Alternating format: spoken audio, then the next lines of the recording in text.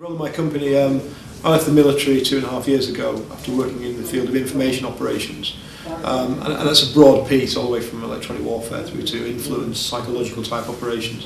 The consultancy business I run now is concerned with supporting governments, UK, US and NATO, in providing solutions to some of the problem sets we currently have, which are in the influence domain, partly in the cyber domain, and actually affecting influence on attitudes and behaviours of key target audiences to meet military objectives. Okay. And how does cyber impact on influence operations or concerns? I think there's a growing need for an understanding of the cyber domain and how it's utilised within influence operations.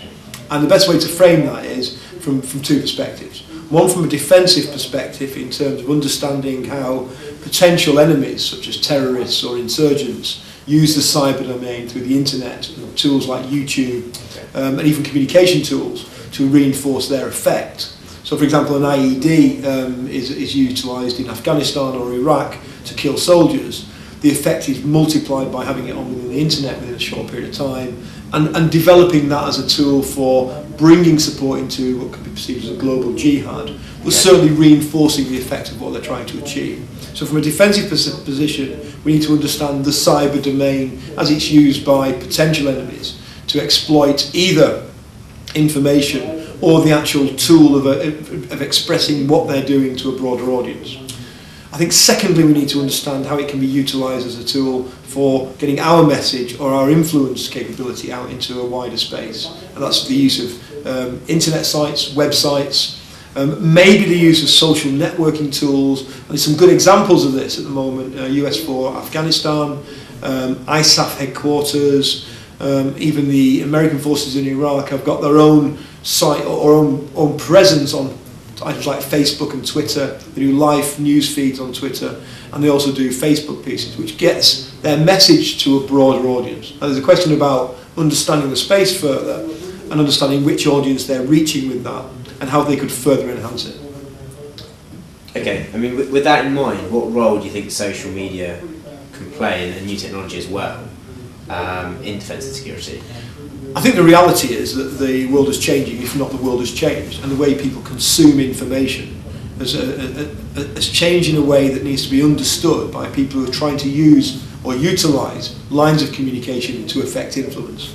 And without understanding that, without understanding the impact that social networking tools, information feeds such as, I'm not going to use Twitter or Facebook as examples, but this is even broader, and how people communicate and take in information sources. If we don't understand that, then if we're going to utilise sources and information feeds that are out of date and don't reach the audiences, then we're not going to achieve what we want to achieve in terms of the influence space. I think there's a broader necessity to understand how this has affected human information processing and communications, and there's a necessity to understand the way that the internet is being used today and how it will be used tomorrow, and how we source this information and our particularly key target audiences. And I think one of the interesting pieces in this space is not necessarily to understand new technologies and social networking, but how these are having an impact within specific cultures around the world, differently and the same, and how we can utilise that to get a message out. I think that's vitally important. There's also an interesting piece around, from a defensive perspective, is understanding the permeability of these mediums through what is very under-resourced single action units who can have a global impact and affect strategic thinking with the use of a video camera, a laptop and a plug into the internet. Okay, what do you see as the biggest obstacles from a legal perspective in pursuing and prosecuting cyber criminals? I think I'll broaden that out into a security framework as well, and I think there are difficulties in terms of, one, legitimacy of operation, particularly when you're going across international boundaries, and this is something that's being discussed at this conference to a degree. I think there is problems in exploitation legalities in terms of about ownership of certain software or tools, or even provenance of who has done what to whom, which cannot necessarily just be tracked down to a laptop or a computer. So I think there's some difficulties there in the criminality piece. I think my experience has been in more of the terrorist piece and exploitation of terrorist pieces, which is a little bit different in terms of legality, But the same considerations must be taken in terms of just finding evidence of terrorist type activity has taken place on a certain laptop or computer doesn't necessarily mean that the individuals who live in the same location have been utilised for that. And there's some good examples of where proxy servers have been used, and that causes a real confounding piece in the legality of all of this. Because interestingly enough, once we get into it, if we start stretching into influence operations, we start talking about international law, we start talking about international law around defence and security in a military terminology. So actually reaching into other spaces can be perceived and interpreted as an act of war. So it's a very complex space that probably needs some international regulation and international judicial decisions to be made. However, even with that, I still think it's going to remain unbelievably complex. Okay, one last one. How useful is this event in your eyes, and what do you feel you've learned or gained so far?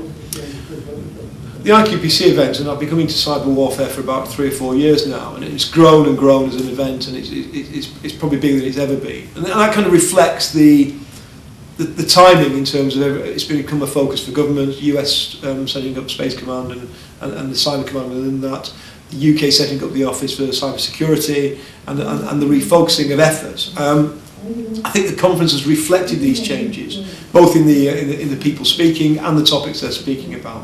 The delegates have changed. It used to be very, very techy. There's now a very broad spectrum of people coming along to this who have got an influence or an interest in the cyber component. It's been very useful for myself, and I think all of these events are extremely useful in terms of the people you meet, the briefings you listen to, and pulls all that together to give you a really good thinking piece for 2 days in an area that's becoming more and more important in terms of defence and security. Specifically here, I mean, it's particularly useful for me to catch up with a number of people who I've not seen some time, and to frame where the thinking, and to see where my thinking is in relationship to other people. Fantastic. Thank you very much.